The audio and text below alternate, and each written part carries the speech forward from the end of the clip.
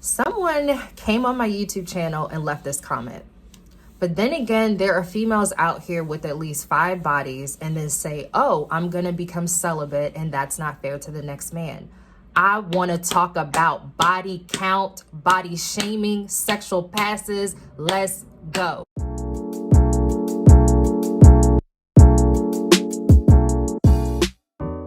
Hey everybody, my name is Debbie and this is Living Purified, my online journey to living a purified life for Jesus Christ with my mind, body, and spirit. And today I am diving into a topic and a comment that was on my channel about what I wish I would have known before waiting until marriage. And let me tell you something, this is for women, but honestly, if you're a guy and you're a believer and you're watching this and you've ever been shamed, a woman came to you and was like, what do you mean you're waiting until marriage? Weren't you just out here in these streets?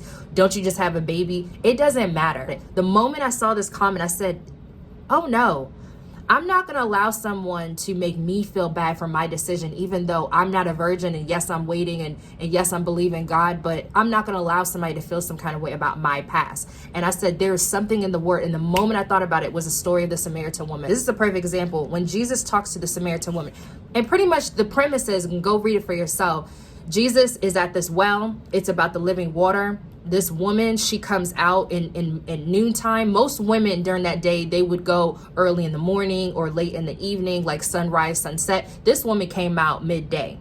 She was out here, you know what I mean? She was doing what she had to do and she was making what she was making. And Jesus saw her and she was like, I'm a Samaritan woman, you're a Jew. I can't talk to you. She didn't even feel worthy enough to talk to this man. She didn't know who he was, but it's so crazy. If you read the story, Jesus calls her out on it because he says, well, if you can't draw from here, call your husband. And she's like, I don't have a husband. And he's like, yeah, you're right. You don't have a husband, but you're living with that man. Because of what that encounter she had with Jesus, so many other Samaritan people believed in Jesus Christ. So yes, Jesus called her out on it and was like, look, you've been married 5 times and you're living with a dude that's not even your husband. So it's like she had a past. She was out here, she was doing whatever she was doing, but God still loved her. God still talked to her. Jesus Christ still saw value in her. Anytime someone comes to you and they say, you know what? I don't know why you're living pure. I don't know why you're waiting until marriage. I don't get it. I don't get it. I've heard that before.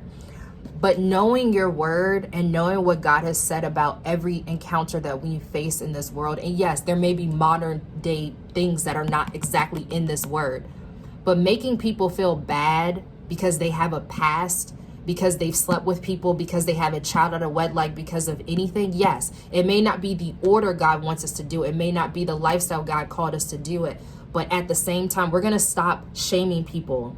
Do not let anybody body shame you, sexual shame you, make you feel emotionally like you cannot do this. I don't know why you're doing it. It's not fair because other men have had you and other women have had you, but now I can't have you. Just think about that.